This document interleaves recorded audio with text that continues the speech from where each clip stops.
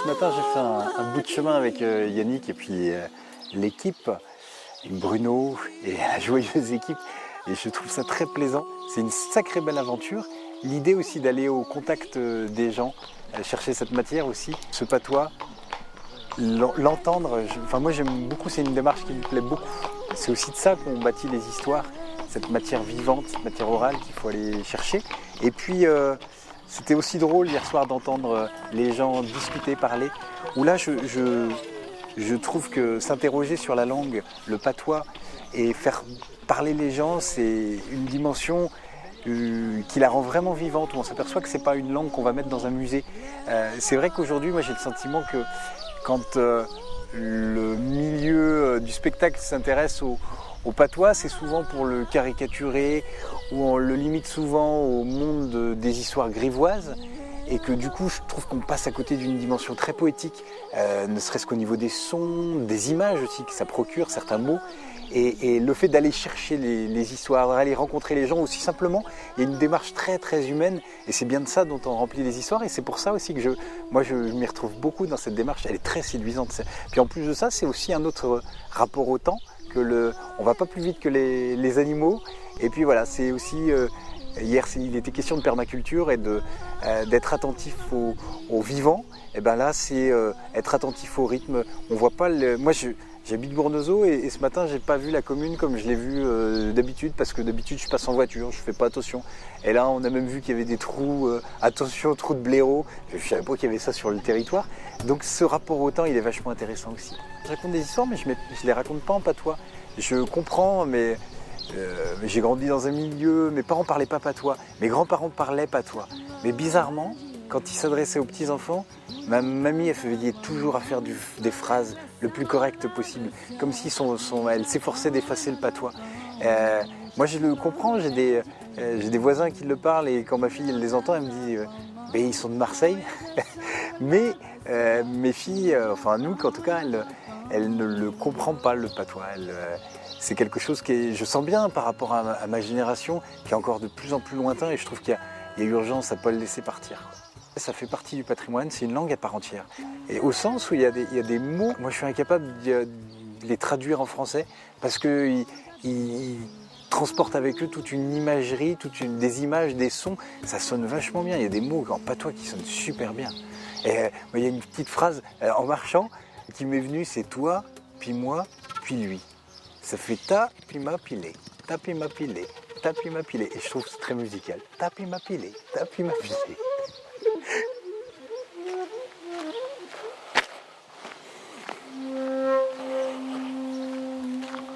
Donc là, tu vois, il nous s'arrêtait au village d'Oga.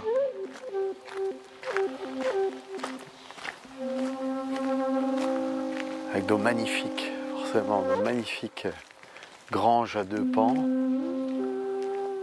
très traditionnelles. Quand tu vois là, puis que tu vois cette espèce de maison, là-bas, avec ces tuiles noires, tu te dis qu'il y a là quelque chose qui, au niveau de l'harmonie du paysage, est quand même assez particulier. Et ça, tu ne verras jamais dans un village breton, tu ne verras jamais dans un village basque. C'est-à-dire que le paysage et l'harmonie de maison n'a quelque chose qui fait partie du patrimoine, de quelque chose d'un savoir-faire, d'un savoir-être, d'un savoir-vivre les uns côté des autres dans nos maisons où on respecte un certain nombre de règles communes qui faisant partie d'un héritage commun. En Vendée, ça, on n'existe pas. Comme n'a pas eu de prescripteur pour dire que bien un ensemble, par exemple, de granges comme on a derrière là, eh ben, on peut avoir de la valeur. Personne nous a dit.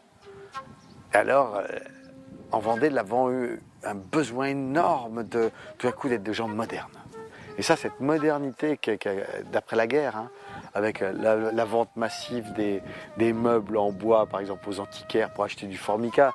Toutes les maisons, on n'a pas une famille de paysans, ou qu'on n'a pas existé cette histoire-là. On n'a pas une famille de paysans, on n'a pas eu une envie d'avoir une maison moderne, hein, où tu fais en plus ta maison moderne, mais comme tu n'as plus de chouillarde, eh ben, tu fais ta cuisine, souvent dans le garage, l'arrière-cuisine. C'est quand je parlais au niveau de la langue des théories de Frantz Fanon, qui parlait du colonialisme en disant quand un peuple est colonisé et il commence pour ne pas trop souffrir de cette domination, ben, c'est un sentiment qu'on trouve dans toutes les civilisations du monde. C'est-à-dire qu'à un moment donné, il élimine sa langue et aussi tout ce qui caractérise sa propre culture pour prendre les atours de l'envahisseur, du dominant. Donc là, la culture dominante étant celle d'une modernité, la modernité dominante, la modernité économique, on prend forcément la langue, mais aussi les pavillons, mais aussi les meubles du Formica de l'après-guerre, etc. Il y avait tout ça. Aujourd'hui, on pourrait dire que regarde l'attrait pour la technologie moderne dans les peuples tout à fait... Dans les yourtes mongols, tout le monde est connecté. Bon, c'est aussi ça. Mais voilà, ça fait partie des mécanismes quand quelqu'un n'a pas conscience de sa singularité, de son identité profonde. Alors, c'est ça, c'est bien la question, c'est de se dire, il y a une Vendée qui est beaucoup plus fière qu'avant de se dire vendéenne, qui dit oui c'est vrai, et il y a une conscience d'être vendéen qui est énorme par rapport à ce qu'elle a pu être. Alors qu'en plus elle était sans doute sous-jacente, sans doute rapport à ce qui s'est passé en 93. Bien évidemment que là il y a eu un fait marquant, quelque chose qui s'est marqué au fer rouge et qui a été révélé sans doute par des événements comme le Puy du Fou, les réussites industrielles, économiques, les événements comme le Vendée Globe. Et en même temps, c'est arrivé très rapidement et il n'y a pas eu quelque chose de... Alors, est-ce qu'on peut... la culture d'un peuple, c'est aussi la culture de tous les habitants d'un peuple. C'est tout d'un coup, c'est un peuple... Comment ça se fait? Qu'est-ce qui fait que les bâtiments ici, il y avait une harmonie des bâtiments? Qu'est-ce qui fait qu'à un moment donné, il y a des gens qui se sont habitués à faire les uns avec les autres? Ils ont tous fait de cette manière-là et que ça s'est transmis et qu'il y a tout d'un coup des gens qui ont réalisé le paysage de cette façon-là. Qu'est-ce qui fait qu'à un moment donné, dans ce pays-là, on a mangé de cette manière-là collectivement? On a fait des choses différentes d'ailleurs. On a parlé différemment d'ailleurs. Là, il y a un truc qui était collectivement intéressant, parce que si ça s'est fait là et pas ailleurs, c'est bien parce que ça correspondait à une singularité. Et moi, c'est ça qui m'intéresse là-dedans, c'est de me dire, au-delà des hardes d'une identité apparente, quoi, de ce qu'on brandit pour d'un espèce de costume folklorique qui pourrait nous servir d'identité. Quand j'habitais dans le Vaucluse, c'était pareil. On sortait tous les 4 ans, les habits folkloriques, on dansait des danses, la taillole, la prof, l'identité, bois. Et sauf que le reste du temps, il ne se passait rien. Et que le pays était avalé totalement par une espèce de décomposition de structures traditionnelles et surtout une standardisation des gens qui pensent tous pareil. Je pense qu'à un moment donné, moi en plus cette standardisation, c'est le contraire de l'émancipation de l'humain. Pour moi, un humain, c'est comme... voilà, c'est ce qui me plaît dans la langue aussi, c'est que tout d'un coup, ma langue, justement, comme c'est une langue bâtarde, comme c'est une langue pas finie, comme c'est une langue qui ressemble à des jardins de pépé, où tu as des espèces qui n'avont pas été, bien travaillées, bien croisées, bien hybridées, qui sont restées à un état relativement sauvage, et un jardin qui n'est pas totalement rentable, mais ces espèces-là, cette qualité-là, eh ben, elle n'existe que là, quasiment. Et moi, il y a des questions, sur cette chose-là qui me semble essentielle, c'est la conscience de soi. Moi, je trouve que justement, un peuple qui grandit est un peuple qui a plus conscience de soi et qui s'émancipe donc davantage collectivement. Et ça, je ne suis pas sûr, tu vois. Alors, on a une réussite économique vendéenne qui est absolument hallucinante et qui est encore pas très connue à l'extérieur. On garde encore l'image d'une espèce de Vendée liée à De Villiers et ses excès de langage politique. Même si on reconnaît sa réussite au niveau du Puy du Fou, mais ça un petit peu, c'est l'arbre qui a caché la forêt. Mais cette réussite, c'est comme si tout d'un coup, les maîtres d'avant, on les avait remplacés par les entrepreneurs d'aujourd'hui. Il y a une même fascination pour les va-devant, quoi. Et la même sous-traitance de soi-même. C'est-à-dire comme si, collectivement, c'est bien qu'on se met en sous-là, puis on suit des gens comme ça, fort, mais on ne se prend pas en charge individuellement. Donc la force collective, peut-être ça, ouais, en réfléchissant tout haut, peut-être ça. La force collective de la Vendée est aussi sa faiblesse individuellement. Individuellement, comme si les gens ne se prenaient pas en charge, donc étaient beaucoup plus soumis aux incidences, aux influences des médias, de l'extérieur, comme si là, il y a une conscience de soi très faible, quoi.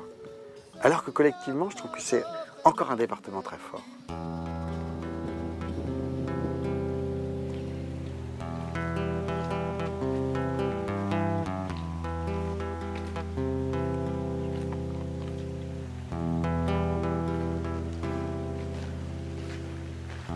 Moi si j'étais de bois, je serais de ce bois qui fait les goélettes. Et je giflerais l'eau. Et puis qui sait, moi, pour dire, faire nos diagnostics sur la Vendée. Après, c'est ça, c'est surtout ça qui m'intéressait de toute façon dans cette berlandinerie là. On a rencontré quand même des gens exceptionnels tout du long déjà. De toute façon, partout où on va, tu sais, ce qu'on dit tout le temps, c'est qu'on emmène sa misère avec soi. Et une histoire comme ça qui est racontée où il y a un type qui arrive à un croisement, puis il voit un homme, puis il lui dit « Ah, le clocher qu'on voit là-bas, comment ils sont les gens ?» Ah, il dit, le pépé qui est là au coin du chemin, il dit « Mais comment ils étaient d'où tu viens, toi ?»« Ah, j'étais hargneux, ils étaient méchants, ils étaient jaloux, c'est saligots. » Alors passe ton chemin, tu verras ici, ils sont pareils. Et après vient un homme qui arrive et qui dit « Ah, il y a un clocher de village là. Alors, peut-être y aller, moi. Les gens, ils sont comment là ?» Puis il pose la même question. Il dit « Ah oui, chez moi, bon, c'était un endroit formidable, des gens extraordinaires, avec, il y avait de l'amour, il y avait de l'amitié, il y avait d'autres choses, mais c'était bien. Bah allez, rentre, tu seras chez toi ici. » C'est ça, c'est la même histoire. On traîne ce qu'on est avec soi. T'as beau changer de monde avec qui que tu vives, quand tu changes de femme, à chaque coup, tu refais la même bêtise, de toute façon. Si j'étais un volcan, je ferais un boucan tel que des antipodes. Hein? Quelques siècles après, encore on parlerait de terreur et d'exode. Moi si j'étais le feu, j'aurais pour qui le veut de profondes caresses. Et pour qui ne veut pas, je frierais un trépas de lumière et d'ivresse. Vivre, vivre, vivre, Ah, vivre, vivre. le trésor est là. Ça est la plus belle eau dure du monde. Ça, tu vois, un pilote-biais, tu vois, l'eau dure de ça, l'eau dure d'eau métis, l'eau dure d'eau biais. Mais ça, tu vois, le ravissement. Nous recherche toujours une forme d'amour. Ça est extraordinaire. Qui nous délivre. Youhou! Notre fille ou garçon, nous avons nos chansons, alors servons-nous d'elles. Putain, tu ne peux pas t'imaginer dans quel état qu'on peut me mettre ça. Pour mélanger nos voix à tout ce que l'on croit être ce qu'on appelle